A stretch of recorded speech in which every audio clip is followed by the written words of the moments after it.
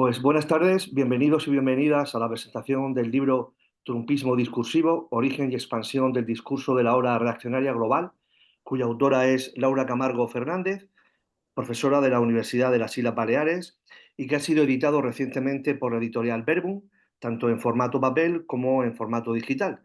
Ahora podrán ver en el chat el enlace a la editorial. Es este un libro de rabiosa actualidad y que está generando un potente debate que queremos continuar hoy con esta presentación online. Yo voy a presentarles tanto a Laura como a Luisa Martín Rojo, quien establecerá un diálogo con la autora, y al final abriremos un turno de palabra para quien quiera aportar, preguntar, participar de alguna manera. Pues la autora, Laura Camargo Fernández, es sociolingüista, analista del discurso y docente en la Universidad de las Islas Baleares, como hemos mencionado. Es licenciada en Filología Hispánica por la Universidad de Alcalá y premio extraordinario de licenciatura por la Facultad de Filosofía y Letras. Es doctora en Filología Hispánica, especialidad lingüística aplicada por dicha universidad.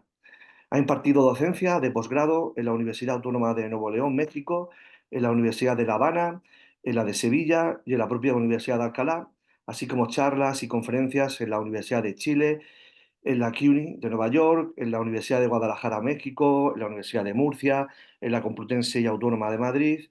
Cuenta con más de 50 publicaciones científicas nacionales e internacionales y ha sido colaboradora en medios como la cadena SER, Mallorca, IB3 Televisión, Radio y el diario Ara Balears. Compagina su labor de investigadora y docente con el activismo social y entre los años 2015 y 2019 ejerció como diputada y portavoz en el Parlamento de las Islas Baleares. Por su parte, Luisa Martín Rojo es catedrática de Lingüística en la Universidad Autónoma de Madrid, es miembro del Comité Científico de la Asociación Internacional de Pragmática y de la Critics Foundation, es especialista en sociolingüística, se ocupa del multilingüismo en la educación y en otros ámbitos, cuyos resultados se han publicado en revistas internacionales y nacionales. Desde el análisis del discurso ha estudiado las representaciones sociales de los inmigrantes en los discursos de la prensa, parlamentarios y cotidianos y sus repercusiones sociales, por lo que fue nombrada experta nacional por el Observatorio Europeo contra el Racismo y la Xenofobia. Ha dirigido varios proyectos de investigación sobre la gestión de la diversidad lingüística y cultural, como el proyecto Diversidad Cultural y Lingüística, una propuesta de estrategias y recursos para la educación. Dirige un grupo consolidado de investigación interdisciplinar en la Autónoma de Madrid, multilingüismo, identidades sociales, relaciones interculturales y comunicación, también conocido como MILCO. Como ven, son dos docentes e investigadoras de mucha relevancia y seguro que vamos a disfrutar de esta presentación. Luisa, cuando quieras. Perdona, Pedro, un previo. Soy Ventura. Saludo a todo el mundo. Está grabando la sesión, lo digo porque no hay ninguna señal. Sí, sí, Otras veces. se está grabando, sí. Vale, Gracias. perdón. Nada, gracias.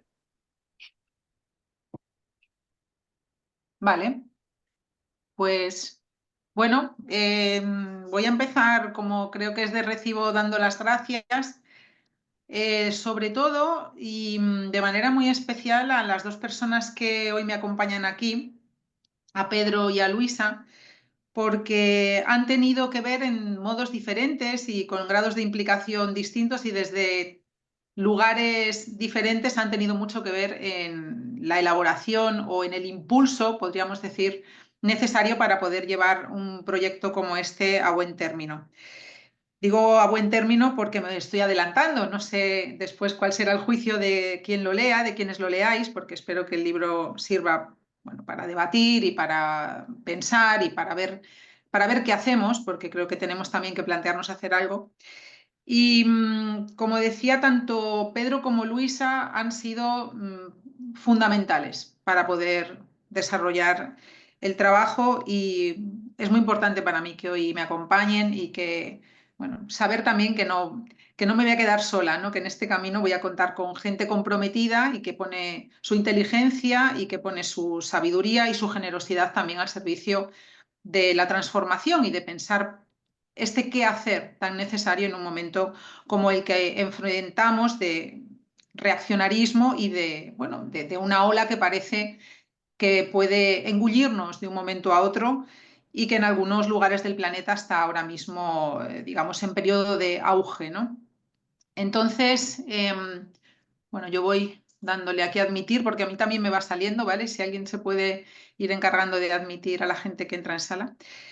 Y bueno, dicho esto, dicho este agradecimiento a Luisa y a Pedro, me gustaría también agradecer al proyecto de la revista Refracción, que desde un primer momento, impulsado también por Pedro Fernández Riquelme, se ha mostrado muy generoso, no solamente con la presentación de este libro en concreto, sino también con la visibilización de una lingüística que enfoca la comunicación y que enfoca los hechos de la lengua desde otro punto de vista y desde un punto de vista que creo que es cada vez más necesario y en el que en esta revista todas las personas que estáis aquí, que trabajáis con perspectivas de la lingüística comprometida y que pone en tela de juicio esta dicotomía sosiriana, ¿verdad?, tan conocida de todos y de todas las que nos dedicamos a esto, tenéis cabida, ¿no? También me gustaría hacer una invitación a que os animéis a enviar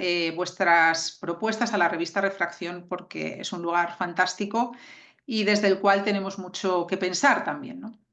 Así que muchísimas gracias a Pedro y a Luisa. Y a Luisa me gustaría también agradecerle el hecho de que haya puesto en marcha un espacio como el Seminario de Discurso y Acción Política, que comenzó con la idea de pensar qué podíamos hacer, ¿no? Cómo podíamos reflexionar sobre los discursos del ayusismo y qué podíamos plantear para vencer estos discursos que tuvieron tantísimo y siguen teniendo tanto éxito. Yo creo que ahora un poco menos, pero bueno, sí.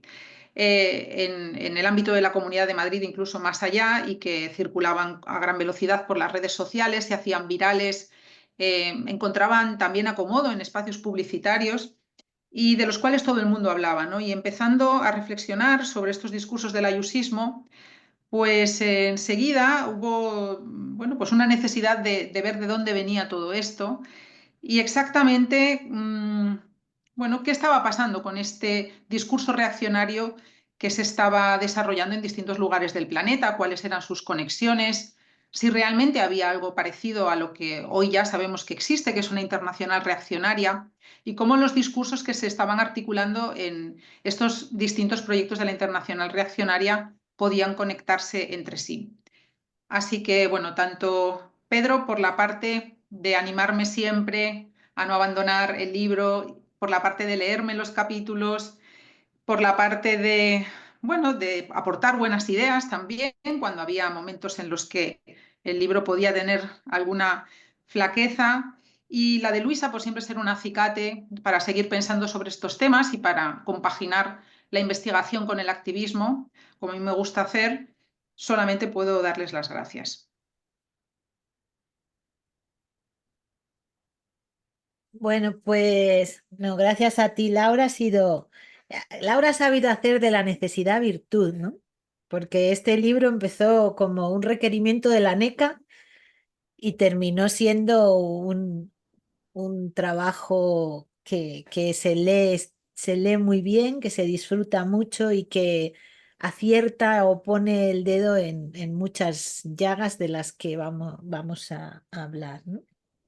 Entonces, a mí me gustaría hacer, bueno, yo creo, como dicen en inglés, el libro es timing, ¿no? Sale porque además ha salido justo inmediatamente antes de la victoria, de la segunda victoria de Donald Trump. Y esto, pues, nos confirma lo que el mismo libro avanza, que era posible que sucediera y que es algo que está no desde luego en retroceso, sino un movimiento que tenemos de consolidación de un tipo de discursos y de un tipo de ideologías que va ganando terreno, no se va retrayendo, ¿no? A mí el libro, una de las cosas que me gustaría destacar antes de empezar un poco esta conversación es que está muy vinculado, para mí es complementario con el libro de Miguel Urbán, porque el libro de Miguel Urbán establece una conexión entre los discursos de Trump y los otros que son coetáneos a él. Y en cambio el trabajo de Laura es un trabajo mucho más genealógico, ¿no? Pero en ese sentido serían complementarios, porque para mí una de las cosas, o para mí lo que más he valorado del libro quizá, es cómo va haciendo ese recorrido desde el periodo de entreguerras, el periodo de entre las dos guerras mundiales hasta el momento actual, y cómo van y cómo se va yendo conformando este tipo de discursos y qué relación hay, que por eso digo que es genealógico, entre el momento histórico y la aparición de un determinado tipo de discursos, ¿no? Esto nos hace plantearnos qué hace posible en un determinado momento el que surjan un determinado tipo de discursos. Y a mí está desde el discurso hilderiano, todo el paso a paso que se va siguiendo en este libro ilumina las diferencias, pero va encontrando muchas continuidades, y yo creo que es uno de los de continuidades en esos hitos discursivos que se explican en distintos momentos y que nos llevan hasta el momento actual, y que me han parecido que es una de las grandes aportaciones del libro, ¿no? Y en esa línea, pues sería, bueno, al principio del libro haces una especie de recorrido del análisis crítico del discurso con distintas corrientes, etcétera, que no vamos a discutir, pero que en ese caso a mí se vincula para mí este libro un poco con el trabajo de Ruth Wodak, ¿no? En ese sentido genealógico, enfoque histórico, analítico del discurso, ¿no? Y me gustaría un poco que nos comentaras por qué elegiste este tipo de perspectiva diacrónica, histórica, y, y un poco también que te detuvieras un poco en esa relación entre el momento histórico actual y lo que es posible, ¿no?, decir en el discurso. Estaba pensando estos días que, por ejemplo, porque hay corrientes del análisis del discurso que no ven esta relación, ¿no?, entre el momento histórico y el discurso. Parece que el discurso crea el momento histórico, ¿no? Pero estaba pensando, por ejemplo, estos días, cómo esta campaña que ha hecho el Ministerio de Hacienda, ¿no?, de los impuestos que pagas vuelven, y cómo en este momento de la Dana ese mensaje ha cobrado un sentido que no tenía, ha iluminado muchas cosas, ¿no? Entonces, en este momento, esta reflexión sobre algunas de las características del discurso de Trump. Hablábamos antes, Pedro y yo, un poco la idea del emprendimiento, el individualismo profundo, todo eso, ¿cómo lo conectas con este momento histórico que vivimos en el terreno económico, social, etcétera? Ujú. Pues muchas preguntas entrelazadas muy bien, muy interesantes, y vamos a ver cómo respondo para no irme mucho por las ramas, porque efectivamente el libro nació como un requerimiento de las agencias estatales de acreditación que dentro de nuestra comisión exigían una monografía. Yo había investigado este tema en solitario, también con Alba Polo, Artay, creo que está por aquí, dedicándonos al estudio de textos, ¿no? Es decir, a lo que tú llamas, Luisa, destripar los textos, ¿no? Y había trabajado tanto en solitario como con Alba, como con el propio Miguel Urbán, con quien habíamos analizado los discursos de Putin y Zelensky, efectivamente en un artículo que publicamos en la revista Refracción, aquí mismo, en esta casa. Y en este caso sí que había trabajado más el universo de los propios textos, ¿no? El análisis discursivo más propiamente dicho, con los rasgos que caracterizan los discursos, sobre todo en el caso de las líderes de la extrema derecha, con Alba, y otro trabajo que realicé yo misma con Twitter, ¿no? Con el universo microretórico que se da en los posts de Twitter o en los tweets. Y bueno, cuando estaba haciendo esto y cuando estuvimos también discutiendo en el seminario nuestro, y yo misma, que le di vueltas al asunto, vi la necesidad alzar la vista un poco y no quedarnos en el universo microrretórico, sino mirar un poco más allá. Y al mirar un poco más allá me di cuenta de que había una necesidad, al menos por mi parte, de sentar unas bases y fundamentos de todo esto que estaba pasando y que para algunas personas era muy sorprendente cómo es posible que ahora de repente estos discursos triunfen y además se viralicen de esta manera tan veloz en las redes, cómo es posible que haya este aplauso a la escandalización, este aplauso a la agresividad verbal, a la banalización de la brutalidad, ¿no? A la agresión, a los rituales de lapidación que son muy habituales en las redes sociales. ¿Cómo es posible que todo esto tenga tanto éxito y que además líderes de tanto peso en el mundo sean capaces de utilizarlo como su principal arma dialéctica, ¿no? ¿Cómo es posible que la agresividad ahora mismo sea lo que da el poder o lo que te hace más visible? Una de las citas que encabeza uno de los capítulos del libro precisamente es del ministro Óscar López, que ha sido durante un tiempo representante también de esta forma discursiva, ¿no? de esta bandera de la agresividad verbal como forma de hacer política, con lo cual quiero decir que no es algo exclusivo del movimiento reaccionario global, ni es algo exclusivo del discurso trumpista, es algo que ahora mismo abraza cualquiera que quiera ser viral y que quiera concitar la atención de los interlocutores en las redes sociales y fuera de las redes sociales, porque yo creo que hay que empezar a pensar también que este discurso triunfa mucho, no solo en las redes sociales.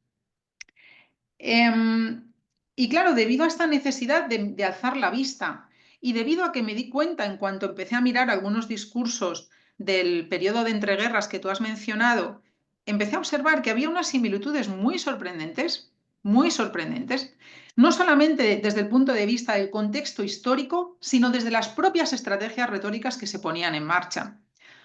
Claro, a la par que hay muchos elementos que son comunes, también encontraba diferencias. Efectivamente, no estamos ante el discurso de los camisas pardas con correajes, ¿no? No estamos ante el discurso fascista, estamos ante lo que llamamos el discurso del neoliberalismo autoritario, ¿no? Tenía yo aquí un PowerPoint muy chulo para proyectar precisamente con relación a esto que estoy diciendo, ¿no? Bueno, esta es la portada del libro, por cierto, que en el enlace que he puesto en el chat podéis entrar también a la página de Verbum, en la cual ya hay disponible la preventa del papel, porque todavía está, en este momento está en imprenta, se está fabricando y ya está disponible el formato ebook, ¿no? Entonces, bueno, justamente esta era la pregunta, ¿no? Si lo que volvía, si lo que tenemos delante es el discurso del fascismo, es el discurso de... Claro, ya todo el mundo está diciendo ahora mismo, no es exactamente esto, ¿no? Porque solamente el tipo de estética, la comunicación no verbal, bueno, la militarización de la política, la brutalización de la política, ¿no? Que se encuentra en el periodo de entreguerras es muy diferente o diferente. Lo de muy diferente vamos a ver cómo lo matizamos y vamos a ver qué va pasando, ¿no? Porque todavía no lo hemos visto todo. Pero bueno, evidentemente creo que hay diferencias, ¿no? La participación tan clara del ejército y bueno, yo creo que los discursos de Hitler y los discursos de Trump evidentemente no suenan igual. Los discursos de Millán Astray y de Franco no suenan igual a los discursos de Ayuso ni a los discursos de Abascal, ¿no? A pesar de que con Abascal, bueno, pues encontremos en algunos casos algunas semejanzas, ¿no? Entonces, bueno, pues esta era la pregunta. ¿Qué es lo que hace que el discurso del neoliberalismo autoritario ahora mismo triunfe? Y para ello necesitaba trazar esta genealogía, como has dicho, este mirar hacia atrás, sentar estas bases y fundamentos, aunque suena un poco clásico, ¿no? Como la vieja lingüística que siempre buscaba sentar las bases, y mirar qué es lo que ha pasado, cómo se ha llegado hasta aquí, y efectivamente también hacer un trazado sobre finales del siglo XX y el primer cuarto del siglo XXI, ¿no? Entonces encuentro algunas similitudes, que no soy la única que las he encontrado, por supuesto, en el hecho de que estos dos momentos autoritarios se dan justo después de grandes crisis económicas. En este caso, de la crisis económica que conocemos como la Gran Recesión de 2008 y en el caso del periodo fascista después del crack del 29, ¿no? Y de todas las consecuencias que estas dos grandes crisis económicas del capitalismo tienen en el mundo. Por lo tanto, una de las tesis del libro precisamente es esta contigüidad entre fascismo y capitalismo de la que hablaba Adorno, también Walter Benjamin, y que se pone ahora mismo de relieve, ¿no? Y que yo creo que el libro intenta dejar claro que hay una relación siempre de posibilidad de un movimiento totalitario. Ahora, por cierto, también hemos cambiado las palabras y la forma de llamarlo, ¿no? No llamamos a los líderes de esta internacional reaccionaria o de este neoliberalismo autoritario, no los llamamos dictadores, los llamamos autoritarios, ¿no? Pero de alguna manera, yo creo que el contexto que subyace y lo que se pone en marcha, los imaginarios que se activan, trabajo en este libro mucho con los imaginarios sociodiscursivos de Charodot y efectivamente también, como bien has dicho, con la perspectiva de Bodak, de Ruth Bodak, del enfoque histórico del discurso, los imaginarios que se activan son muy similares, ¿no? Es la idea de una gran crisis que tiene que ser, una gran crisis que tiene efectivamente unos responsables, que son los señalados, que son los otros, y que tiene que ser salvada y solucionada por un líder carismático que representa, bueno, pues en unas ocasiones, aquí aparece, perdón que vaya pasando rápido, tengo aquí unos vídeos, pero vamos, no quería, que en algunas ocasiones alterna el rol de papel de Robin Hood, ¿no? Del salvador del pueblo, con el de padre estricto o madre estricta, que es el líder de un partido. Estamos aquí con el autoritarismo y liderazgo jerárquico. Esto es una tabla que está en el libro, suficientemente jerarquizado como para garantizar que se mantenga el orden, que se mantenga la seguridad, que se cumpla la ley, ¿no? Todos estos ejes que hay aquí y que están adaptados de algunos de los que señala Bodak en su libro de 2015, reeditado en 2021, pues si vamos al discurso del fascismo del periodo de entreguerras, encontramos muchísimos ejes similares. Me atrevería a decir que todos los ejes son similares. De esta forma, me pareció totalmente, no sé cómo decirlo, incluso imprescindible establecer esta genealogía por la que preguntas. Muy bien, Laura. Bueno, has abierto muchas, voy a intentar organizarme porque has abierto muchas cajas, muchos. Hay una cosa en este análisis que haces, que recoges otros análisis de su época. Hay uno que me ha llamado mucho la atención y me ha resultado muy interesante, que es cómo analizaba Trotsky los discursos hilderianos.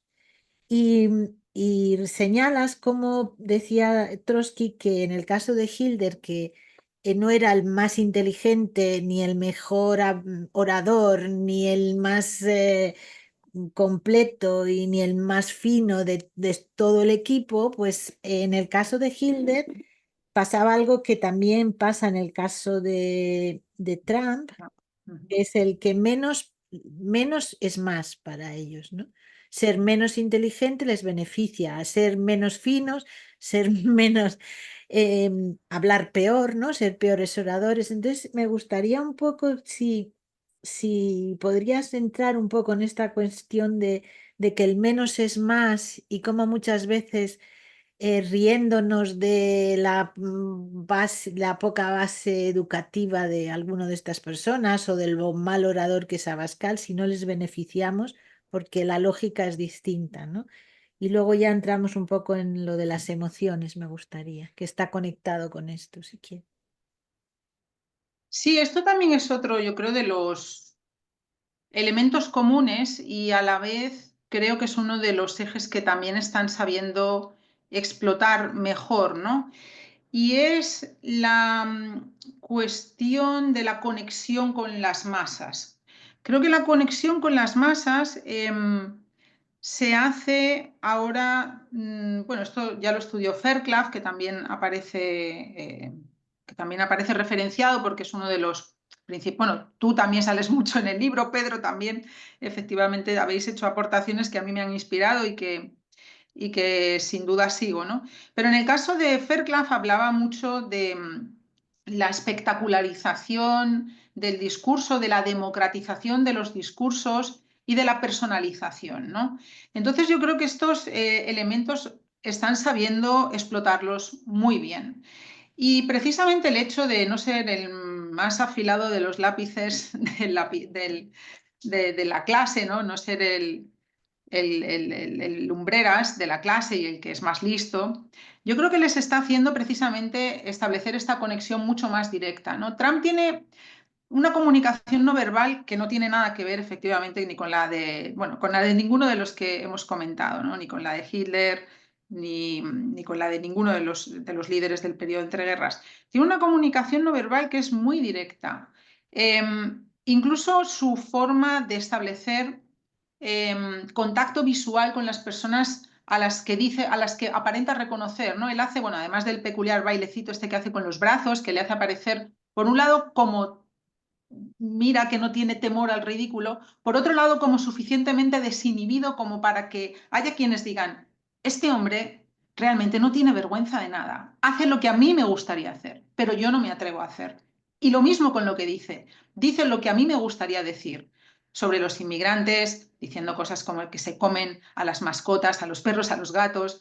Esto que se hizo viral, por cierto, en el debate que hizo con Kamala Harris y que todo el mundo dio por ganadora a Harris cuando algunas personas pensamos que había ganado Trump, precisamente porque consiguió que eso se hiciera viral y que todo el mundo se dedicara a hablar de, fíjate lo que ha dicho Trump, de que los inmigrantes se comen a los perros y a los gatos.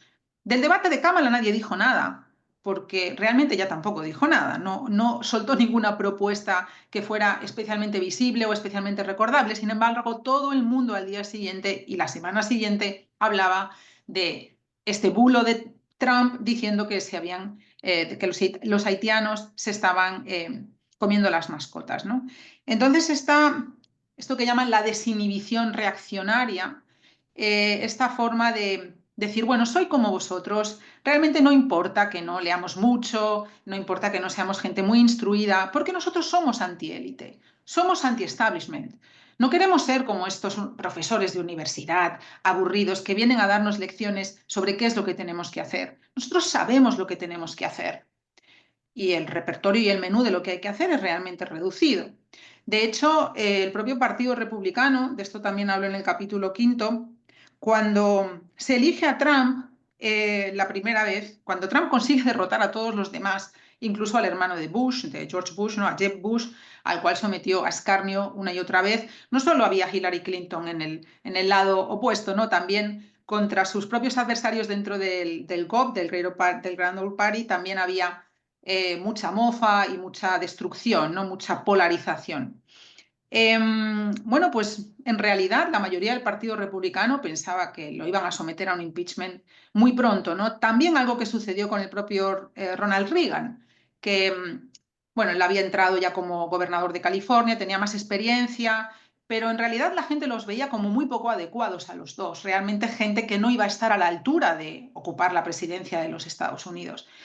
Y qué va, al contrario, tanto en el caso de Reagan como en el caso de Trump, ha sabido precisamente con esta desinhibición, con este mostrarse igual a vosotros, con estas frases, nunca os dejaré solos, con esta cuestión de las emociones sobre la que vamos a hablar después, ¿no? Con esta conexión emocional, ha sabido garantizar no solamente su reelección, sino, como dijo el propio Bannon, que también aparece bastantes veces en el libro por la importancia que tiene como comunicólogo asesor de toda la primera etapa del trumpismo y como uno de los principales valedores de la alt-right, ¿no?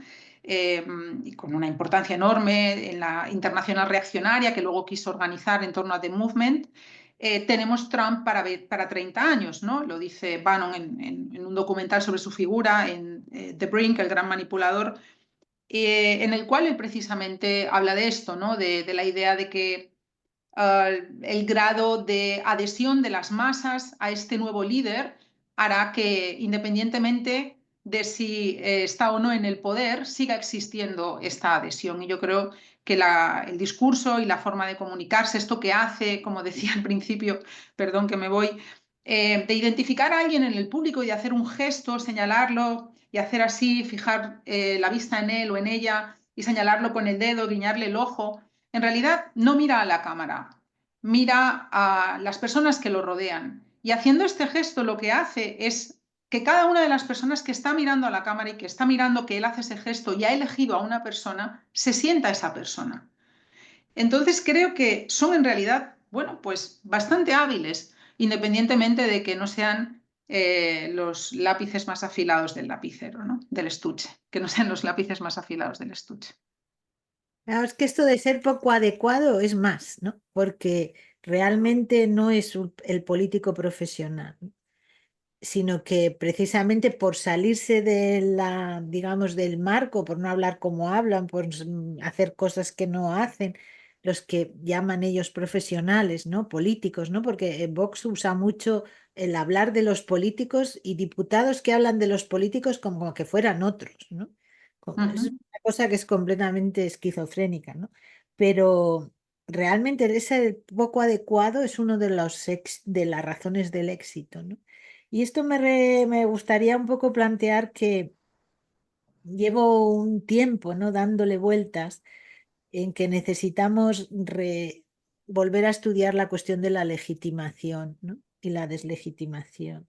Yo recuerdo cuando hicimos aquel trabajo sobre Mayor Oreja, Van Dyck y yo, decíamos, los ejes de legitimación eran que la fuente del discurso fuera legítima. Claro, pero ahora legítima es no ser adecuado, no es ser un político honesto, una persona honesta o una fuente fiable, sino precisamente algo diferente. Otro eje era que lo que se dijera era verdad y parece que esto ahora no importa en absoluto, ¿no? Y el tercer eje, ahora más que decir la verdad, lo que importa es lo que dices tú en el libro, emocionar, ¿no? Cuanto más emocionas, mejor, porque además te van a replicar el mensaje, ¿no? Y aunque sea mentira, si emocionas, vale, ¿no? Y, y el tercer elemento que veíamos también está ahora en juego, porque era que el discurso fuera el adecuado para lo que se pedía en el contexto, ¿no? Entonces, ahora precisamente ha de ser inadecuado, ¿no? Porque el decir me gusta la fruta en el Parlamento de la Comunidad de Madrid, pues no hubiera sido inadecuado hasta hace poco, ¿no? Entonces, realmente lo que eran los ejes que legitimaban, ya no legitiman. Aquí tenemos yo creo que ahí tenemos un punto nodal que tenemos que explorar bien porque puede ser importante y que tiene que ver con las redes sociales. No sé, me gustaría saber qué piensas y cómo has abordado en el libro esta cuestión de la emoción y bueno, que compartas un poco esto con nosotras. Pues justamente esta cuestión de las emociones la he abordado sobre todo a partir de estas ideas que venían de Lacan y que después ha elaborado, ha desarrollado más sobre todo Olivier Joutel, que es un investigador que ha trabajado mucho con la cuestión de los discursos transgresores y del sujeto de disfrute lacaniano, ¿no? Entonces, ¿cuál es un poco la hipótesis que maneja Joutel y que yo también creo que se está confirmando, ¿no? Y para que se vea más claro, pondré el ejemplo que aparece en el libro también de los sujetos del disfrute en la propia destrucción, ¿no? En el propio ritual de lapidación de los adversarios políticos. Hay también una idea de disfrutar, ¿no? No solamente el hecho de tenemos que ganar en las elecciones, tenemos que echarlos del poder. No, no, es destruirlos y a la par disfrutar mientras los destruimos. Y yo creo que en las concentraciones de Ferraz se dieron cita estos elementos que también son grotescos, que eso es otro de los elementos que aparece, otro de los ejes que analizo en uno de las secciones del libro, ¿no? La cuestión de cómo hay una mezcla de la transgresión a partir de lo grotesco y a partir de la destrucción del otro, ¿no? Decía lo de las concentraciones de Ferraz porque allí tuvimos a la piñata de Pedro Sánchez apaleada, rota, ¿no? Tuvimos a las muñecas hinchables y a estos que iban diciendo estas son las ministras del PSOE. Tuvimos quemas de todo tipo, tuvimos hasta banderas de España sin ni siquiera, ya no solamente sin el escudo constitucional, sino ni sin el águila, sino directamente rotas, no recortadas. Tuvimos incendios también de figuras que representaban a distintos, cartulinas en las que había escrito los distintos nombres de distintas figuras del gobierno. Eran como pequeños o no tan pequeños. Bueno, tuvimos también gente efectivamente que se juntaba para rezar el rosario, ¿no? Tuvimos pues, una abigarrada constelación de manifestaciones en las cuales la gente no solamente se manifestaba en contra de la amnistía a los presos del procés y a los políticos del procés catalán, sino que estaban allí también disfrutando, estaban haciendo una manifestación en la que a mí me sorprendió también la capacidad de innovación que manifestaban en algunos casos, ¿no? Esto de las muñecas hinchables y de denigrar de esa manera a los distintos ministros o al propio presidente, a las distintas ministras. Lo relacioné mucho con esto, ¿no? Con la idea de no solamente vamos a ir a por ellos, el a por ellos famoso, sino que además vamos a denigrarlos, vamos a destruirlos y vamos a pasárnoslo bien. Entonces, esta idea de la jouissance, ¿no? de Lacan, del disfrute transgresor, es también algo que está generando sentimientos de mutualidad muy importantes. Yo creo que se sienten bueno, pues muy unidos, ¿no? En esta estrategia en la que hay un disfrute en la propia destrucción del adversario político. Y estas emociones son muy fuertes, ¿no? Decía, ahora mismo no recuerdo quién, pero es una frase que se ha oído, que he oído muchas veces, ¿no? Que más fuerte que la emoción del amor y de amar y de sentir estos sentimientos, bueno, muy fuertes hacia otra persona, sentimientos del campo de lo amoroso, pues es el odio, ¿no? Que es un sentimiento que moviliza mucho más. La aversión mueve más. Y creo que ahí se están... Claro, esto es muy peligroso, por otro lado, obviamente, si decimos que el odio moviliza y que es una emoción que arrastra mucho más, pues estamos diciendo algo muy serio, ¿no? Sobre todo por cómo puede acabar todo esto. Pero creo que están movilizando efectivamente estas emociones negativas que tienen una representación en las retóricas negativas. Y que tienen que ver con las redes sociales. No quiero acaparar, pero te voy a hacer por lo menos una última pregunta, porque habrá más personas que quieran, ¿no? Pero estaba pensando con esto de la Dana igual, ¿no? Que estas personas que han puesto tantos mensajes de que hay 2.200 muertos, que los esconden, que no sé qué, esos mensajes son replicados en mucha mayor medida que aquel que dice, si no han encontrado más que 200, es que habrá 200. A ese no se le... Pero las redes sociales han introducido nuevos mecanismos de circulación del discurso que yo creo Sí. que es otro punto nodal que deberíamos trabajar porque realmente, o sea, antes se administraba muchísimo más quién podía producir y quién podía circular discursos, ¿no? Sobre todo quién los podía circular, ¿no?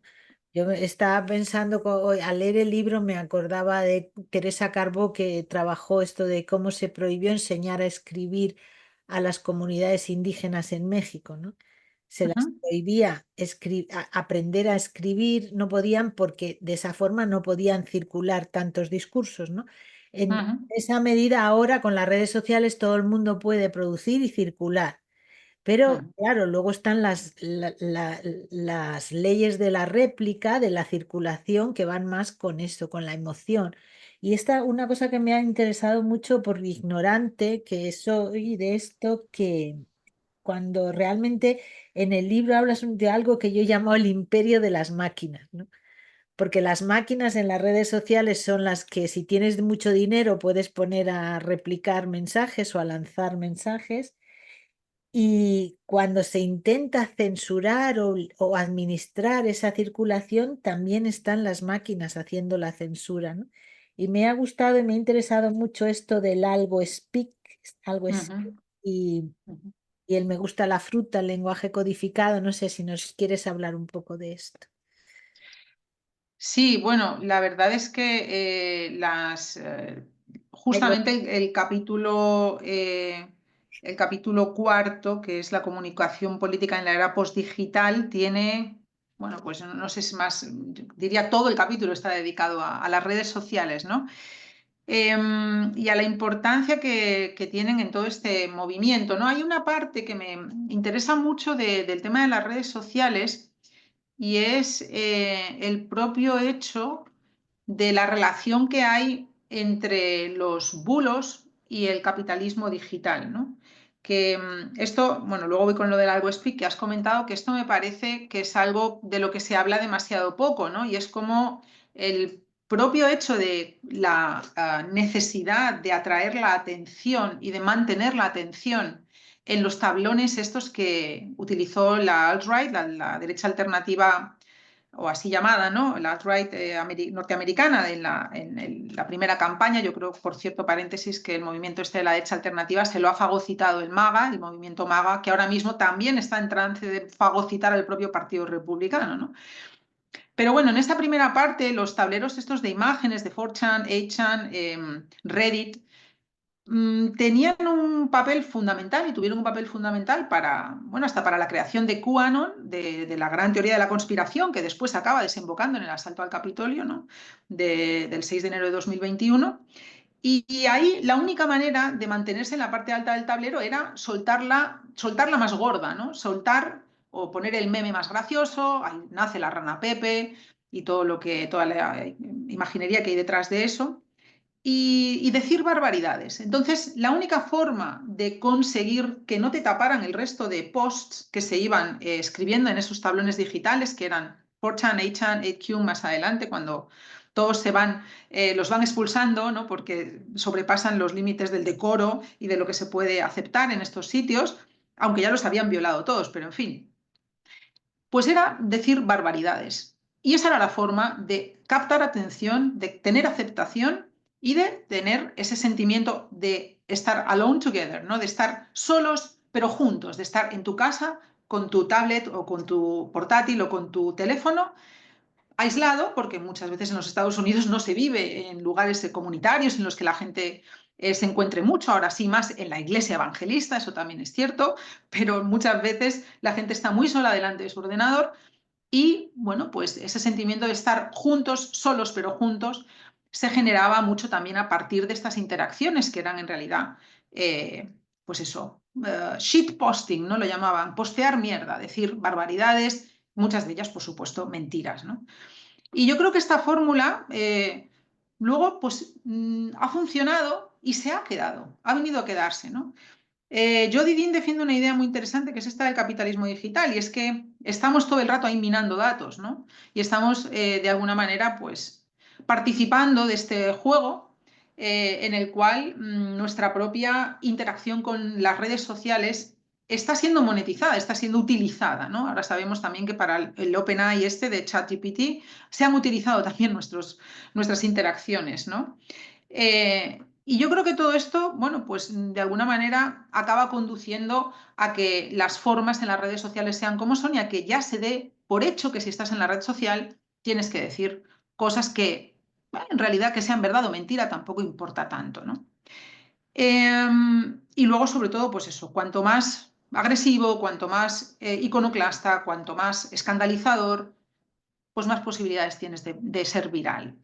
Luego, con respecto a esta cuestión que comentabas del algo speak, bueno, esto es una interpretación que yo hago de esta formulación del me gusta la fruta que lo he tomado como un ejemplo y que aparece en el capítulo 5 al final para, bueno, pues para hacer algo también de análisis del discurso, aunque he de decir que efectivamente el ir a destripar los textos es algo que quizá haga en una segunda parte, es posible que haya una segunda parte, una vez que he sentido que me quedo contenta con, o más o menos contenta, nunca se está 100% contenta, ¿no? Con las bases y fundamentos, quizá haga una segunda parte de análisis de los textos, ¿no?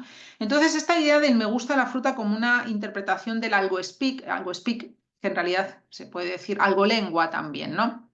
Que es este lenguaje algorítmico que se utiliza en las redes sociales efectivamente para abordar temas que son complejos o temas en los que hay cierta censura con eufemismos, ¿no? Para evitar precisamente esta censura. Entonces, bueno, los creadores de contenido en las redes sociales utilizan el AlgoSpeak para hablar de cosas de las que hay que hablar con cuidado si no quieres que te baneen, ¿no? Que te hagan esto que se llama el shadow banning, los fenómenos de baneo en las redes en los cuales, pues si hay un post en el cual dices cosas que son intolerables, pues la propia red social te va a hacer te va a poner en la sombra, se llama shadow banning, es que te hacen una especie de prohibición en la sombra o te ponen en la sombra para que no se vea qué es lo que has dicho. ¿Cómo nace el AlgoSpeak? Bueno, pues nace sobre todo, se desarrolla sobre todo durante el proceso de COVID-19, durante la pandemia, y se empieza a utilizar para hablar de cosas como suicidio, como aborto, porno, desnudez, de la propia pandemia y de las muertes en la pandemia, sin que los vídeos o los posts que se ponían fueran eliminados por los que hacían los moderadores de contenidos, ¿no? de la plataforma. Por lo tanto, a través del algolengua, lo que se hace es que se puede hablar de algo sin mencionarlo de forma directa, ¿no? Y ahí hago algunas alusiones a algunos de estos elementos que ya están circulando desde hace tiempo en las redes, como jovenlandeses, que no solo están en las redes, pero que nacen en las redes, ¿no? Es esta forma con la que se refieren a los inmigrantes, irónica y deformada, ¿no? Que imita o que recoge de forma ecoica la manera en la que los periodistas se refieren en algunos medios a los supuestamente inmigrantes, pero no se quiere decir su nacionalidad. Entonces, para ocultar la nacionalidad se dice que son unos jóvenes. Unos jóvenes robaron o agredieron y entonces la nacionalidad es jovenlandeses. Esto es efectivamente una etiqueta que utilizan desde la extrema derecha. O el famoso pintor austriaco para referirse a Adolf Hitler, o cigarro amigo en lugar de cigarro amigo para referirse a los inmigrantes subsaharianos, o remigración por deportación masiva.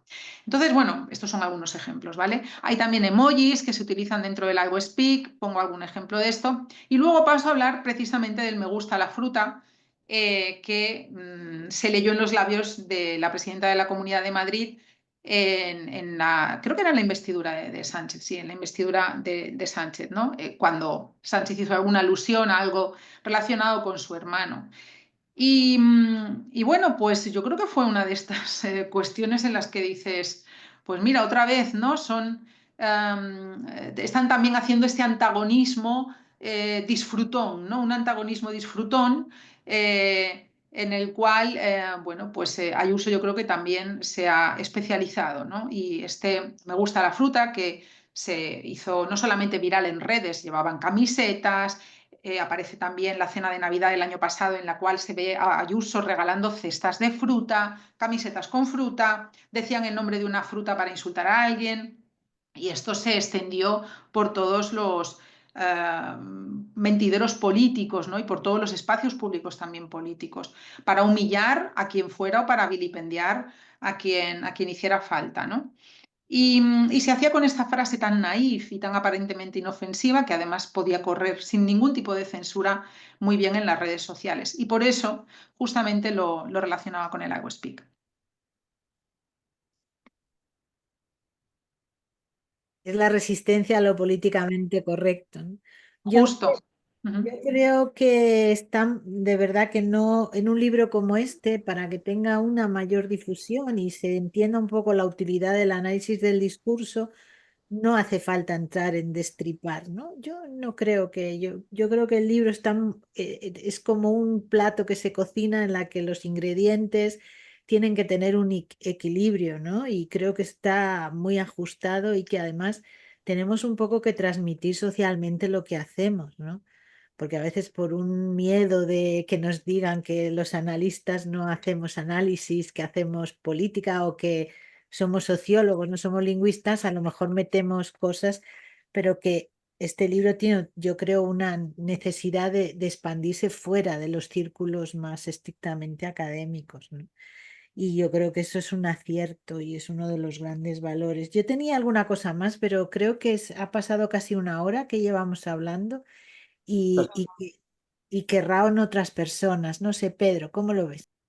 Sí, si no os importa, antes de dar la palabra a los colegas que nos están escuchando, me gustaría, Laura, que pudieras hablar de cómo el discurso trumpista ha trascendido al propio personaje, ¿m? A nivel de discurso político internacional, a nivel de redes sociales. ¿Qué te parece esto? Mm, bueno, de hecho, claro, el libro habla de eso, como tú bien sabes, ¿no? Que fuiste mi conejillo de Indias mientras iba escribiendo. Bueno, tenía escrito una estructura y una. Tú sabes cómo fue todo este proceso, ¿no? Que había escrito algo y luego, pues, salió otra cosa, ¿no? Entonces tú fuiste leyendo lo que iba saliendo una vez que había yo hecho una reestructuración. Y, y claro, efectivamente de eso trato, ¿no? De la forma en la que este estilo comunicativo es un estilo que trasciende a la propia figura de Trump. Es decir, justamente ahí Bannon yo creo que fue bastante hábil al ver que más allá de lo que pudiera él hacer dentro de del petit comité o de los hombres de confianza de Trump, duró solo 6 meses, por cierto, y se fue, ¿no? Se volvió ahí a Breitbart News, a la página web esta en la que trabajaba, programa de radio, bueno, este lugar de la extrema derecha y del supremacismo en el que estaban Yiannopoulos y otros tantos, ¿no? Y se fue ahí, pero bueno, como ya tampoco era influyente, pues a lo que se dedicó precisamente fue a montar la Internacional Reaccionaria bajo el paraguas de The Movement. Y yo creo que realmente lo que hizo Bannon en todos sus viajes fue asesorar sobre comunicación. Él se reunió con quien quiso y quien quiso escucharle le escuchó sobre todo hablar de la importancia de las redes sociales, de establecer una comunicación directa con los votantes, no mediada por los medios de comunicación tradicionales y de tener un estilo comunicativo muy directo, muy llano, muy sencillo. En algún momento del libro también hablo de estos microrelatos que utiliza, por ejemplo, Abascal y que utiliza Rocío Monasterio también, los utilizaba mucho. Eh, por ejemplo, Manolo, el de la C15, que el gobierno no le deja entrar en el centro de Madrid y ahí tenemos a Sánchez con el Falcon que se va contaminando a Doñana, ¿no? Manolo, el de la C15, todo el mundo ya tiene en la cabeza a este Currela que tiene la C15, que no cumple los estándares, que no puede entrar en el centro de Madrid contaminando en el centro de las ciudades porque la izquierda le dice que no puede contaminar, ¿no? Efectivamente, aquí emerge todo el imaginario sociodiscursivo del cambio climático. O yo qué sé, el de Rocío Monasterio, si no recuerdo mal, pues yo qué sé, Amelia, la ama de casa que tiene miedo de bajar por si se la ocupan los menas que reciben las paguitas del Estado, ¿no? Claro, todas estas eh, narraciones, mínimas narraciones, microrelatos, también son un consejo y también son una forma de comunicar que yo creo que es muy productiva y que no sé si efectivamente fue esto lo que les asesoraría a Bannon, pero me da la sensación de que se ha extendido, ¿no? Porque cuando escuchas a Trump hablar, tampoco es que, bueno, ya sabemos, no es ningún gran orador. De hecho, en el libro hablo también de su sintaxis desconectada, ¿no? De la parataxis que es propia del discurso de Trump. No parece haber una ligazón, no parece haber conexión, coherencia. El texto no tiene trama, pero de vez en cuando suelta algún microrelato de este tipo y consigue personalizar a esta persona que tiene este problema, que es Manolo el de la C15 o que es Amelia la ama de casa, y consigue conectar muy bien, consigue otra vez activar las emociones, ¿no? Entonces, Meloni también lo hace, bueno, pues Marine Le Pen también ha tratado de conectar así con su auditorio. En el reagrupamiento nacional en Francia ha habido bastantes cambios también, muchos cambios desde el punto de vista discursivo, desde la época del Frente Nacional y de Jean-Marie hasta ahora mismo con Jordan Bardella, ¿no? El rostro aseado de la extrema derecha francesa. Y en general, esta cuestión, ¿no?, de la internacionalización de este estilo comunicativo, yo creo que hoy mismo es un hecho, ¿no? Es algo que se puede constatar y que miremos donde miremos en estos partidos o proyectos de la internacional reaccionaria o de la extrema derecha o de la ola reaccionaria global. No tengo una denominación única en el libro para el fenómeno. Yo creo que los podemos observar y que de hecho vamos a seguir escuchándolos. Muy bien. ¿Alguna persona quiere intervenir, preguntar?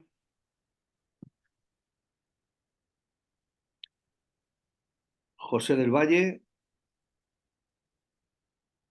cuando usted quiera, reactive su audio. ¿Qué tal, José? Hola, un gusto veros a todos y a todas. Ahora ya estoy un poquito más visible que hace un ratito. Bueno, en primer lugar, felicidades, Laura. Estoy muerto de ganas de leer el libro. Así que tan pronto como caiga en mis manos, lo leeré con fruición. Pero bueno, a partir de la conversación que habéis tenido Luisa y tú, pues me gustaría preguntarte en qué medida el discurso que tú describes es el discurso político contemporáneo y en qué medida, ¿no?, o qué elementos singularizan el de la extrema derecha.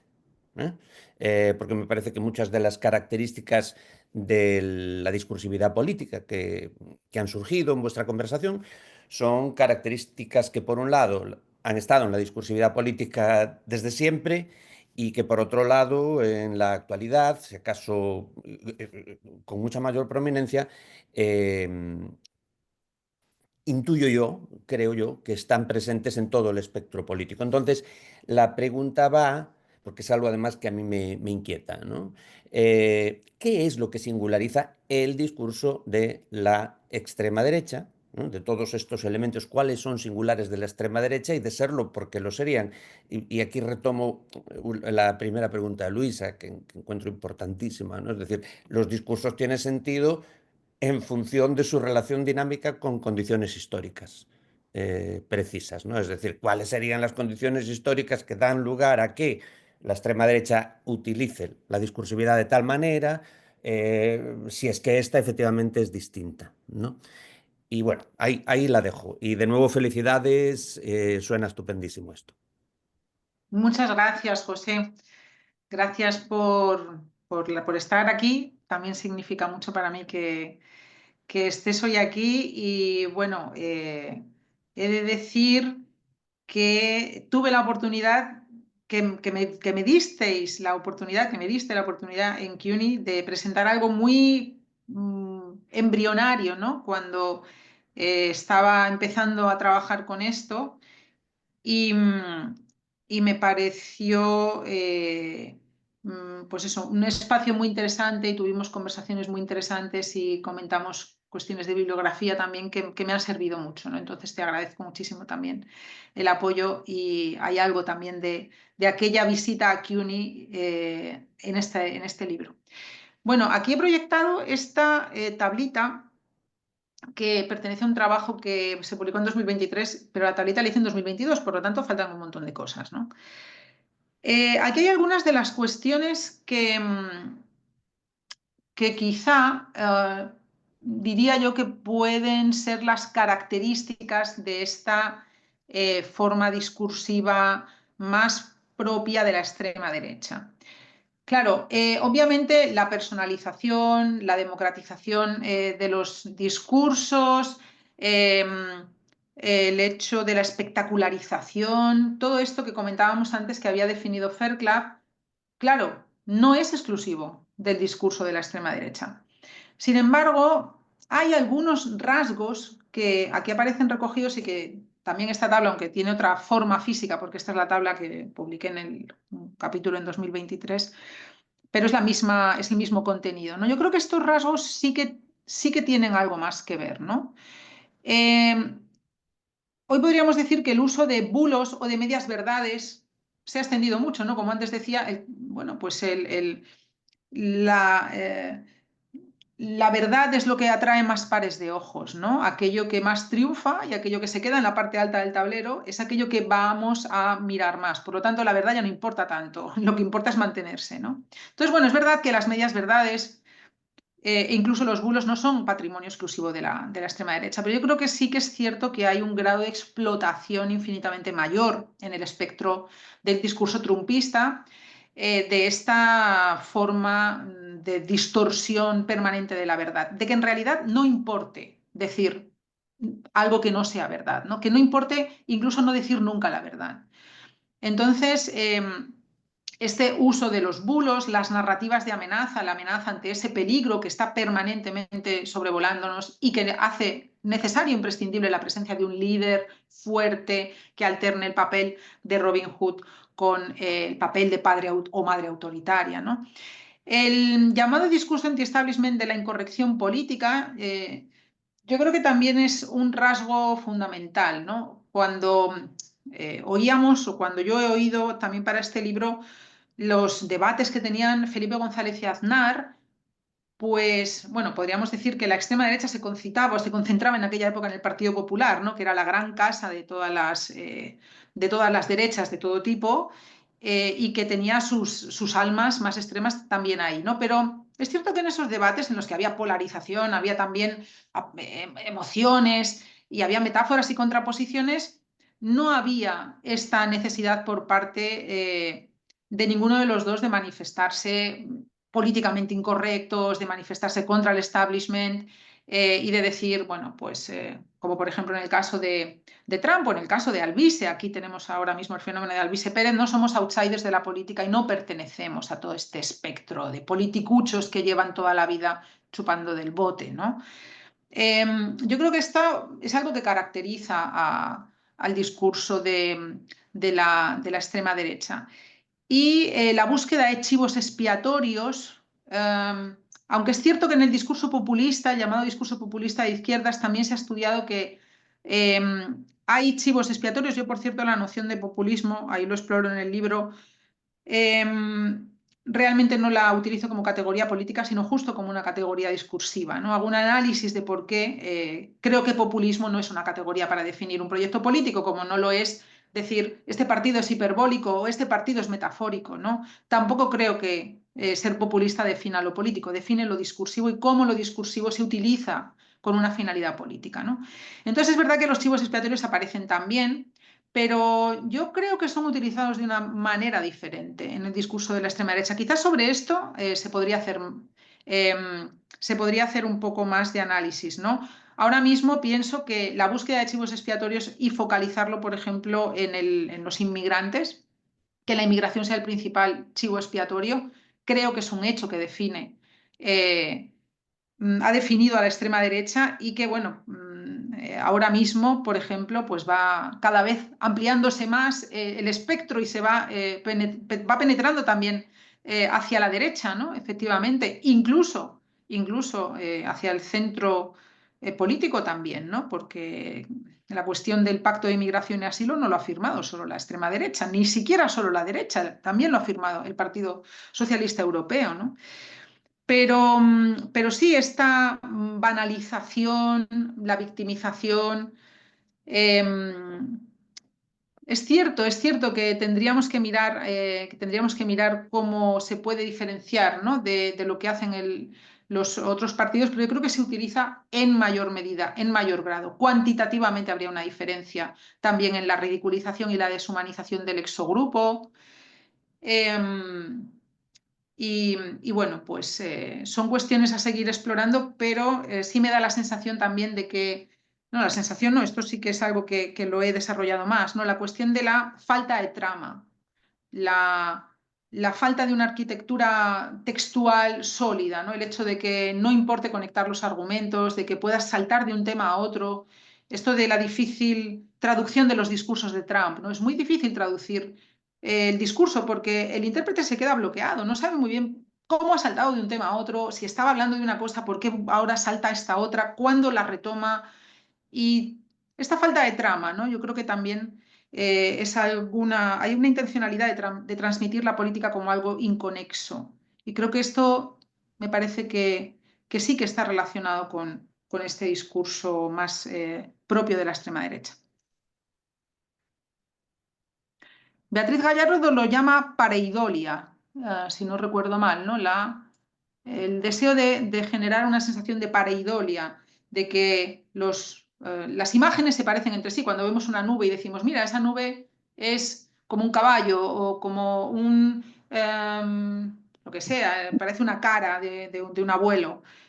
Pues esta sensación, ¿no? de que las cosas parecen algo que no son, es un recurso que están explotando de manera específica y creo que más clara. No sé si he respondido, José. Sí, sí, muchísimas gracias. Gracias a ti. ¿Alguien más quiere comentar, intervenir? Bueno, yo estoy tratando de encontrar aquí la mano, pero si nadie habla, levanto así la mano yo. A ver, Sonia. mira, sí, sí. Bueno, pues Laura, nada, en la línea de lo que ha comentado antes José del Valle, felicitarte por esta obra que estamos todos deseando leer. Yo estoy acabando Contra el lenguaje que ha sacado Beatriz Gallardo Pauls, que también recoge buena parte de los trabajos previos, algunos en los que he podido colaborar en este estudio de la extrema derecha, de los discursos. Y bueno, coincido plenamente con esa necesidad de hacer análisis del discurso desde el punto de vista de la lingüística, sin olvidar que nosotros tenemos una forma de ver el discurso que efectivamente, como ha dicho antes Luisa, se nos ha confundido durante mucho tiempo como que estamos ideologizados o politizados. Yo siempre cuento la misma anécdota que Beatriz y yo mandamos una vez un artículo a una revista, vamos a decir, top española, y se nos rechazó por ser de posicionamiento ideológico contra Vox. Eh, Parece increíble, pero eso también nos sucede a nosotros, ¿no? O sea, nosotros también estamos a veces, somos como víctimas de esa censura. Pero por lo que quería comentar yo, simplemente añadir un apunte más. Es cierto que las redes sociales lo que han hecho ha sido acelerar todo este tipo de discursos o este formato de discurso, pero en la parte que tanto Beatriz como yo hemos estudiado, los medios tradicionales no se quedan atrás. Es cierto que estamos siempre fijándonos, porque yo es verdad que he trabajado muchísimo Twitter, Instagram, pero cuando vas a los medios tradicionales te das cuenta de que se han hecho eco de ese mismo estilo discursivo, un estilo donde aparece pues el disfemismo, donde aparece la agresividad, donde están esos marcos conceptuales, es decir, que ya ni siquiera tenemos el refugio, decirlo de alguna manera, de una prensa tradicional reposada, donde las noticias o donde los temas, bueno, no, o sea, de hecho se sabe que la mayor parte de accesos que tienen los lectores de periódicos de determinada edad ya no es directamente yendo a la web del periódico, sino a través de las redes, con lo cual eso supone que también destaquen una serie de temas que a su vez van a ser viralizados. Es decir, que las redes sociales no son un ecosistema que esté aislado del resto. No, ¿Eh? eso es. Entonces, sí que creo que también hay que poner el foco, por lo menos yo últimamente, o sea, es lo que me gustaría poder hacer y dedicarle más tiempo a esto, es ver cómo están impactando en los medios tradicionales de tal manera que al final un ciudadano que se relaciona con la política siempre a través de los medios, porque no tiene acceso directo al político, entonces siempre confiábamos que la pata estable o la pata más crítica eran los medios tradicionales y nos estamos dando cuenta de que esto ya no es así.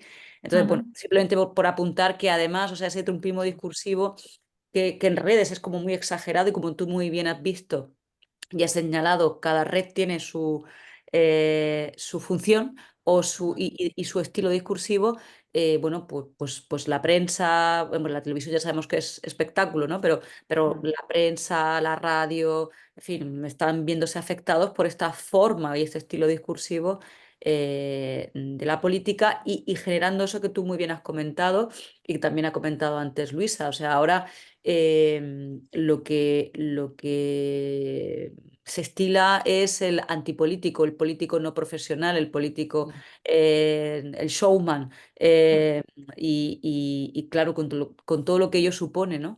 Y cómo el logos ha sido completamente desplazado por un pathos y un ethos, ¿no? O sea, porque en el fondo también es esa era del personalismo extremo, de que ya no hay, o sea, ese discurso ideológico laxo se ha visto arrinconado por una retórica desinhibida, que es un poco lo que estamos viendo en política. Y nada, yo ya lo tengo aquí anotado el enlace. Creo que no me voy a esperar a que salga el papel, sino que me lo voy a descargar. Y mira que me gusta a mí poco leer así en formato papiro, que yo soy de subrayar. Pero tengo tanta ansiedad por leerme el libro que creo Muchas que me voy a gracias. descargar ya en Muchas la... gracias. Bueno, Y vuestros trabajos son muy importantes los que habéis hecho Beatriz y tú y bueno, también obviamente aparecen referenciados algunos de ellos en el libro. Beatriz ha hecho muchísimas aportaciones a este campo y bueno, pues sí, hay concretamente un trabajo tuyo que me pareció buenísimo, sobre todo relacionado con los disfemismos en el discurso político me pareció fundamental para poder entender también esta parte de las estrategias, ¿no? Cómo se está articulando. Así que tu lectura y el feedback que me puedas dar será muy bienvenido, sin duda. Muchísimas gracias. Ventura Salazar, de la Universidad de Jaén, ha pedido la palabra. Muchísimas gracias. Bueno, en primer lugar, enhorabuena a Laura, a Luisa y a la revista Refracción por organizar este evento. Así que eso vaya por delante. A lo largo de la exposición de Laura, a mí me venía regularmente a la cabeza esa pregunta que aparece en la primera página de Conversación en la Catedral de Vargas Llosa, esa de ¿cuándo se jodió el Perú? Es decir, porque creo que Trump es simplemente la última, quién sabe si la penúltima etapa de un camino que no empieza con Trump, que creo que viene de mucho antes, y creo que José del Valle ya en su intervención ha apuntado por ahí. Es decir, la guerra cultural, eso de que el adversario político por definición es el enemigo, y si es enemigo forma parte del exogrupo y no es ya una persona, es una cosa con la que se... Creo que eso viene de mucho antes, no sé si quizás de Reagan, y luego Thatcher, digamos, esa primera derecha desinhibida que hubo a raíz también precisamente de la crisis del petróleo de los años 70, que creo que lanzó ese tipo de cosas, y luego pues el Tea Party, es decir, que es verdad que ahora todo eso se ha magnificado por la gravedad de la crisis económica que hubo a partir de 2008, del efecto de las redes sociales, de la revolución digital, etcétera, etcétera, pero creo que las raíces vienen de mucho más atrás y que no solo afectan a lo que es la extrema derecha, es decir, me parece que la derecha convencional, no solo en Estados Unidos, que creo que ha desaparecido, estoy de acuerdo de que ahora mismo el Partido Republicano no existe, sino incluso otros partidos que no se califican históricamente ni siquiera dentro de la derecha, han entrado al trapo, es decir, yo pienso en un elector estadounidense que considere que Trump es completamente inaceptable, pero comprendo que Kamala Harris no le supusiera ningún entusiasmo, es decir, porque el discurso de Kamala Harris en muchos aspectos era un discurso de derechas, para empezar, por ejemplo, en política exterior, con la actitud ante ahora el seré prudente, ante los indicios racionales de genocidio que está cometiendo Israel con Palestina. ¿Mm? Es decir, que realmente no creo que la alternativa fuera tal alternativa. En fin, Y creo que eso no viene de ahora, viene de mucho más atrás. No sé, Laura, si puedes arrojar un poco de luz sobre todo este tipo de cosas que así un poco a vuela pluma se me han venido a la cabeza. Gracias. Muchísimas gracias, Ventura. Gracias también por estar y por tu pregunta que, pues por suerte puedo responder bien porque tiene el libro un apartado de antecedentes en el cual, pues sí, hablo precisamente de los antecedentes, ¿no? Que los antecedentes son los que has dicho. No sé si está por aquí. Aquí, antecedentes. Bueno, lo que pasa es que no sale todo lo que hay. En el punto 1.4, que pone antecedentes de Ronald a Donald, ¿no? En realidad, en ese capítulo o en ese apartado, de lo que hablo es precisamente de todo lo que hay antes del discurso que ahora llamamos trumpista o trumpiano. Y bueno, pues efectivamente, claro, el binomio Reagan-Thatcher tiene muchísimo que ver. Son sin duda la madre y el padre del neoliberalismo autoritario, ¿no? De la versión más dura del modelo neoliberal en ese final del siglo XX, ¿no? En esos años 80, 90, en los cuales ya van a sentar las bases de lo que va a venir después, ¿no? Y efectivamente el antecedente más directo del propio Trump es el Tea Party, con sus discursos en los cuales, pues, your mortgage is not my problem, tu hipoteca no es mi problema, let them fall, ¿no? Déjalos caer,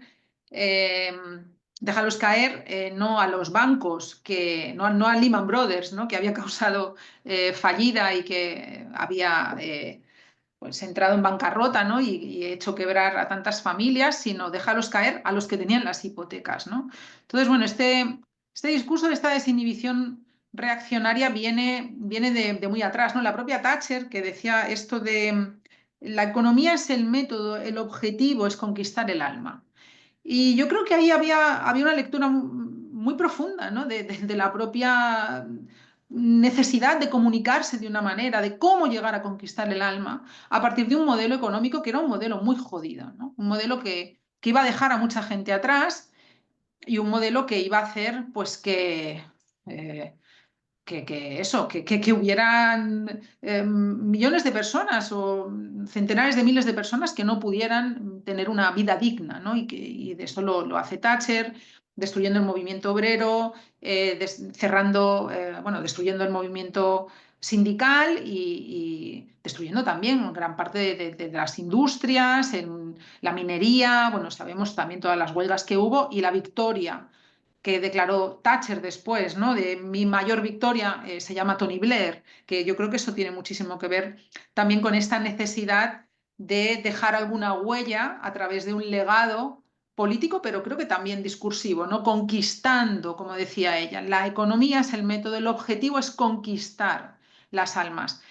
Y en esa genealogía yo creo que es absolutamente imprescindible no solamente hablar del Tea Party, no solamente hablar, por supuesto, del binomio Reagan-Thatcher, sino también hablar de Berlusconi. En realidad creo que quizás estemos más ante un momento berlusconiano que ante un momento Reagan-Thatcher, ¿no? Y de Berlusconi, pues yo creo que hay que hablar también en el sentido de ver hasta qué punto ha inspirado a este tipo de personajes como Trump o como Milley incluso, ¿no? Personajes que son empresarios, que representan esta idea de la empresarialización de la política, que son también outsiders de la política, que, bueno, fundan un partido para intentar evitar a la justicia por los problemas que en el caso de Berlusconi tenía con la mafia. Ahora ya sabemos también que Donald Trump, pues no sé si son 40 y pico casos que tiene abiertos, que van a quedar, por cierto, seguramente en nada. Y bueno, esta manera también de despreciar la retórica, ¿no? Hay una frase de Berlusconi que se recoge en el libro que dice, aborrezco la retórica, solo me importa lo que tiene que hacerse, ¿no? Y esta idea de aborrecer la retórica y de buscar aquello que es más práctico, por supuesto esta misoginia no ocultada, esta desinhibición machista, ramplona, pero como un poco amusing, ¿no? Como un poco divertida. Ah, pues mira, aquí está el entertainer ¿no? Como también para divertirnos. Este multimillonario malcriado que nos divierte un poco a todos y nos hace que nos riamos. Por cierto, Berlusconi efectivamente también multimillonario, dueño del AC Milan, dueño de Mediaset. Estamos hablando de gente que ha trabajado mucho con los medios de comunicación y con enorme rédito económico en todo esto, ¿no? Sí, entonces, bueno, también aparece Berlusconi y aparece también, así dentro de nuestro contexto, las figuras de Jesús Gil y de Ruiz Mateos, ¿no? En esta genealogía que también aparece de este tipo de personajes que representan estos outsiders, empresarios metidos a políticos, que tienen problemas con la justicia y que tienen un modo de comunicar muy peculiar. Y luego con respecto, perdón, a lo que has dicho, me interesa mucho porque el libro está efectivamente, bueno, hay muchas alusiones en el libro yo abiertamente hablo de genocidio, del genocidio en curso, y está dedicado al pueblo palestino en esta hora terrible. Yo creo que también ha habido una parte, no lo sé, porque este es otro debate, esto es otra charla, otra presentación, hay una parte de la desidentificación del electorado con la propuesta de Kamala Harris y de los demócratas. Hay una parte que tiene que ver, no todo, porque esto es multifactorial, ha habido muchos elementos, también la inflación, y también que efectivamente han girado mucho a la derecha, pero yo creo que hay una parte del voto que se ha quedado en casa porque no representan ningún cambio con respecto a las políticas en relación a Israel y en relación a Palestina y a Oriente Medio en general, ¿no? Entonces yo creo que esto ha hecho que una parte del electorado no vaya a votar. Además de otros motivos que podríamos comentar, pero bueno, ahora no hacen al caso. Y sí, efectivamente yo creo que en Estados Unidos los demócratas no representan nada parecido a la izquierda, ni muchísimo menos, ¿no?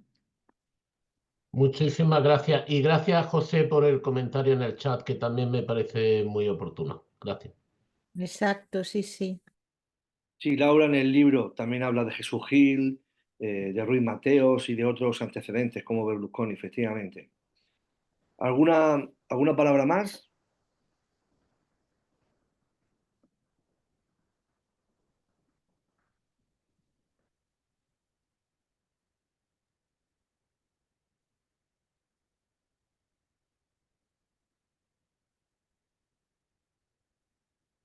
Los has dejado sin palabras, Laura.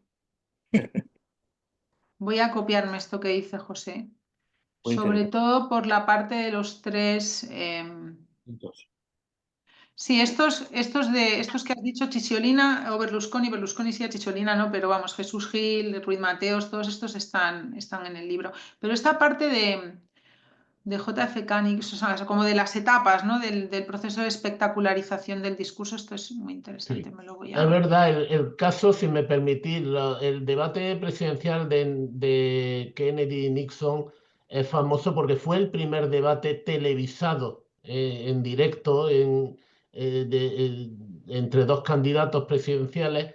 Y es verdad que quienes oyeron el mensaje, vamos, quienes oyeron el debate por la radio, hubo un empate técnico con una ligera ventaja hacia Nixon, pero quienes vieron el debate por televisión mayoritariamente se inclinaron por John Fitzgerald Kennedy y parece que fue la clave de su victoria, que fue contra pronóstico, precisamente porque la imagen que proyectó en el debate fue muy superior a la imagen de Nixon, por muchas razones que ya digo que eso está estudiado, creo que es un elemento clásico en todas las facultades de ciencias de la educación. Y sí, fue probablemente el punto de arranque de esa espectacularización de la política, de que la política no es solo lo que dices, sino cómo lo dices y cómo lo envuelves y cómo lo presentas en términos de espectáculo. Creo que tienes toda la razón, José. Sí, gracias. El dato, lo que fue viral después del debate Kennedy-Nixon fue el sudor en el labio superior de Nixon. Porque indicaba que mentía o algo así, José, ¿o por qué? Bueno, Estaba nervioso, exactamente. básicamente. El por qué, pues no lo sabemos, pero lo que proyectaba era la imagen de una persona nerviosa, lo cual pudiera efectivamente estar relacionado con el hecho de que Sí. mentía o simplemente no era tan guapo como Kennedy. Que Sí, una persona que no se desenvolvía bien en el medio televisivo, eso era feo, llevaba una chaqueta horrorosa que se la había regalado su peor enemigo probablemente, y eso, mientras que Kennedy se había preparado el debate, creo, en Florida, llegó bronceado, peinado, guapísimo y con una sonrisa profidén y muy bien maquillado para que no se le viera el sudor. Y todo eso fue un factor quizás más importante que el propio contenido de los discursos, ¿no? Creo que ciertamente eso marcó un antes y un después. Sí, bueno, y además hay que tener en cuenta también las figuras posteriores. Bueno, a ver, tenemos ahí a Roger Ailes y a Steve Bannon. Es decir, que no olvidemos también que uno de los ejes de la mercantilización del discurso, tenemos ahí a verdaderos hacedores de políticos, porque lo que Roger Ailes hizo con Nixon posteriormente, de la misma manera que Steve Bannon ha hecho con otros, tenemos una especie de coachers que acaban de alguna manera haciéndole llegar a esas masas lo que esas masas quieren escuchar y lo que esas masas van a comprar. Y son hacedores en las sombras, pero son tan importantes incluso como esa puesta en escena, esa enunciación voraz. Esa espectacularización del discurso, porque ellos son los que manejan, digamos, los formatos de lo que compra, del mensaje que se compra. Que esto es un poco a mí lo que también y esto me lleva al, bueno, casi a mi tesis doctoral, ¿no? De lo que fue la publicidad y de cómo la publicidad ha ido cambiando de estrategias hasta llegar a un punto donde lo que se buscaba era el placer de la consumición del mensaje.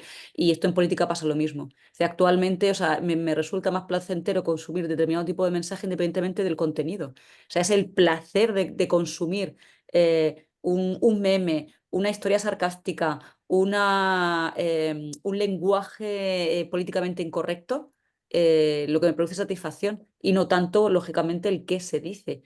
Y bueno, un poco como apunte a lo que decía antes Ventura, ¿no? Que hay muchos elementos ahí que van... Que como lingüistas, claro, siempre nosotros vamos a la palabra, al logos, al discurso en su uso pragmático, pero que no podemos olvidar todos esos elementos contextuales, históricos y de conocimiento de cómo funcionan los medios de comunicación para llegar a la cultura, o sea, para poder activar esas pasiones de las masas que son tan importantes o más que el propio contenido lingüístico del mensaje, claro. Me gustaría decir algo que no sé cómo levantar la mano. Sí, Pues te yo ha pasado también, como a mí. yo ahora también diré algo. La mano se En levanta reacciones, en en la reacciones. ventana de reaccionar, pulsáis y ahí pone levantar la mano o bajar la mano, ¿eh? Por lo menos ahí es No donde lo lo he encontrado encontré. yo. Pero bueno, Vale. que hable primero Luisa y yo me pido la palabra para después. Y luego yo también, que yo también quiero hablar. He venido aquí a hablar de mi libro. No, hombre, no. No, que si Luisa, quieres, Laura, pero es que hay un tema que no está saliendo y que yo creo que es importantísimo, que es el tema de la polarización. Ujú. Y yo siempre insisto en una cosa, que es cierto que insultar o ser sarcástico tiene un enganche para conseguir más audiencia, pero es que la polarización es esencial para cambiar el marco y para cambiar todo el tablero, ¿no? Porque, por ejemplo, los ataques, o sea, toda esta defensa ahora de no sé si habéis visto en Madrid ahora nos han puesto estos carteles de no hay nada mejor que tener un chulapo, ¿no? Que es una política para favorecer la natalidad, ¿no? Pues hay muchísimas cosas que se van cambiando con respecto al género, con respecto a la natalidad, con respecto al aborto, con respecto muchas que solo son posibles si antes no se ha desacreditado al feminismo. Entonces, la polarización, esa construcción del enemigo es necesaria para hacer este giro de las batallas culturales que se están haciendo. Si no conviertes al otro en enemigo primero y no conviertes a las feministas en feminazis, no puedes de alguna forma atacar lo que defienden y colocar otra cosa en su lugar. Entonces, yo creo que este punto de la polarización, yo ahí para eso soy de verdad muy de la clauniana y maveriana, como se diga, de que realmente hay que generar un antagonismo para poder apropiarse de conceptos, para poder cambiar los marcos de interpretación, para poder imponer hacer hegemónicas otras formas de ver las cosas, si no yo creo que es casi imposible, no sé lo que pensaréis, pero creo que nos estaba faltando ese punto que en el libro tiene bastante importancia, la cuestión de la polarización. Ujú. Parece, habla Ventura y cierra Laura. Sí. ¿Te parece?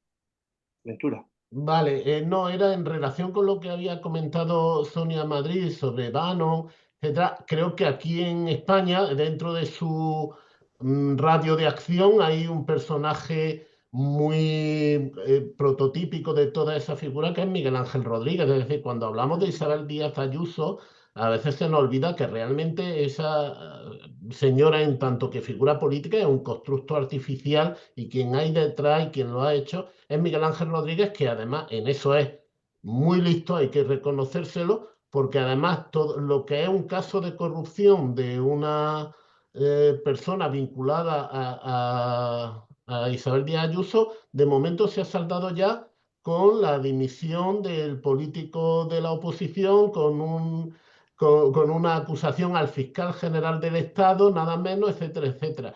Y creo que son esas personas, un poco enlazando con lo que dice Luisa, los que fomentan esa guerra cultural. Es decir, da igual que la gestión política de Isabel Díaz Ayuso sea buena, mala o regular, y yo creo, francamente, que objetivamente es muy mala. Pero es que Isabel es de los nuestros. Y entonces ella tiene que estar en el poder porque es la que nos representa a nosotros. Y los que están contra Isabel Díaz Ayuso, en realidad, pues son, antes se diría la anti-España, ahora pues son eso. Los enemigos son ya no se habla de movimientos feministas, se habla o eso de feminazi o en todo caso de ideología de género con las connotaciones que tiene el término ideología, es decir, pero toda esa construcción normalmente no es tanto el político que da la cara el que la construye, sino los responsables de los gabinetes de prensa que están ahí por detrás y que es gente que realmente va construyendo todo ese discurso. Al menos esa es la percepción que yo tengo, que quizá esas personas en la sombra, no tanto porque creo que Miguel Ángel Rodríguez ha tenido responsabilidades públicas y es suficientemente conocido, y Bannon en Estados Unidos igual, son los que tienen mucha responsabilidad en toda esa dinámica de guerra cultural que va asociada a este discurso totalitario que hay. No sé, Laura, que tiene la palabra ahora, ¿qué puede decir al respecto? Vale, sí, yo quería decir al respecto que sobre todas estas figuras existe un término, que es el término paraguas, que ya todo el mundo conocéis, que es spin doctors, ¿no? Entonces, el papel de los spin doctor es Bannon, bueno, Bannon es más que un spin doctor, pero bueno, sabéis, ¿no? El papel este que juegan estas figuras que acaban de alguna manera teniendo un papel tan relevante que a veces hacen que el político dependa totalmente de lo que el spin doctor de turno ha escrito o ha pensado que es necesario decir, ¿no? En ese momento. Y curiosamente, el primer partido, esto también en un apartado en el que hablo del papel de los spin doctors, actualmente sale en algún momento Miguel Ángel Rodríguez, pero también sale Iván Redondo, que también fue un spin doctor que tuvo algo que decir y algo que ver, ¿no? con las estrategias comunicativas del Partido Socialista y concretamente del presidente Sánchez, ¿no? Curiosamente decía, el primer partido que tuvo oficialmente asesores de relaciones públicas y de comunicación política fue el Partido Republicano. En los años 30 con Edward Bernays y con el matrimonio Whitaker-Baxter, ¿no? Que tuvieron un papel en esa época en la que todavía no se había dado la espectacularización de la política, tuvieron un papel muy importante en las campañas del GOP, del Grand Old Party, ¿no? Del Partido Republicano. Y cuando miras lo que hacían, claro, no había redes sociales, la televisión pues todavía no era una cosa que estuviera en todos los hogares, ni muchísimo menos, había radio, había periódicos, y cómo jugaban también con la necesidad de crear esas, es que no quiero decir polarización porque tampoco era exactamente eso, pero sí jugaban mucho con mensajes que crearan claramente estas líneas divisorias, ¿no? Estas barreras por las cuales tú sabes dónde te tienes que poner para estar con los tuyos, generar este efecto cierre de filas y sabes muy bien quiénes están enfrente, ¿no? Y jugaban ya, Edward Bernays jugaba muy bien con estas formas de comunicación que hoy día podemos llamar polarización, pero que en realidad lo que eran es, bueno, nos situamos en una posición y enfrente situamos a los otros, ¿no? Solamente por donde nos situamos hemos colocado a los otros enfrente. Y otra cosa que quería decir de la polarización, yo creo que hay algo importante en este sentido y es que, bueno, la palabra es una palabra baúl, se utiliza tanto, todo el mundo habla de polarización, incluso se han hecho memes que yo creo que nos tienen que hacer reflexionar, ¿no?, sobre el mal uso de esta palabra. Un meme, recuerdo que me impactó muchísimo, en el que aparecían unos nazis vestidos con su uniforme de las SS y unos judíos del gueto de Varsovia. En el gueto de Varsovia obviamente hubo resistencia, ¿no? Entonces el meme decía, hay que ver cómo la polarización es algo que viene de antiguo, ¿no? ¿Cómo vamos a... Claro, ¿cómo no vamos a reflexionar sobre que a veces se está llamando polarización al simple hecho de que resistamos a los ataques que vienen de estas fuerzas que quieren eliminar derechos que creíamos consolidados, ¿no? ¿Cómo no vamos a polarizar? ¿Cómo no vamos a defendernos? Entonces yo creo que hay que dar una vuelta también a este propio término, ¿no? Y a cómo se está utilizando, más que al término en sí, que yo creo que entre personas que estudiamos la comunicación política nos entendemos. Creo que hay que a veces pensar cuando se dice, ay, hay que escapar de la polarización. No, un momento, me están llamando feminazi, vamos a decir algo, ¿no? Y sí, es algo a lo que creo que hay que darle una vuelta y dedico una página en el libro también a pensar sobre esto. Y luego creo también que hay una cuestión importante para que sea posible la polarización, que es la simplificación de los mensajes. Para poder polarizar es muy importante que haya habido un proceso de filtrado previo y de abstracción de aquello que es más simple y más efectivo comunicativamente. Entonces, estoy empezando a ver que en las estrategias de polarización que se utilizan por parte de las estrategias del trumpismo discursivo y de sus diferentes representantes, hay mucho proceso de simplificación también previamente. Bueno, podríamos estar hablando toda la noche. A mí este tema me flipa y me encanta hablar de él. Como podéis ver, tengo carrete para rato y me encanta escucharos también. Pero bueno, supongo que es hora de ir terminando. Llevamos casi 2 horas y esto tiene avisos de continuidad. Yo invito a la gente a adquirir el libro y a leérselo y a seguir discutiendo en otras ocasiones con Laura, por ejemplo, ¿no? Porque nosotros en Refracción vamos a continuar haciendo estos encuentros online y seguro que Laura, Luisa, Sonia, José del Valle, Ventura y otros amigos estarán aquí también participando. Así que, sin más, os doy las gracias, Laura. Sí, Muchísimas gracias. vale, una cosita. Como he visto que hay muchas intervenciones en el chat, no cierres directamente esto, que quiero leerlas. Vale. Veo que hay aquí textos interesantes, hay Olats y otras compañeras Y por hay debajo. enlaces también Ay, muy José. interesantes, ¿eh? Sí, sí. Vale, pues voy. Vale, no cierres, Pedro, y así nos despedimos también y me quedo leyendo un poco esto. Bueno, muchísimas gracias, lo primero de todo. A ti, Laura. Ha sido un Gracias. placer. Gracias a todos. Gracias. Un abrazo, Laura. Adiós. Un abrazo, muchas gracias. Chao, chao.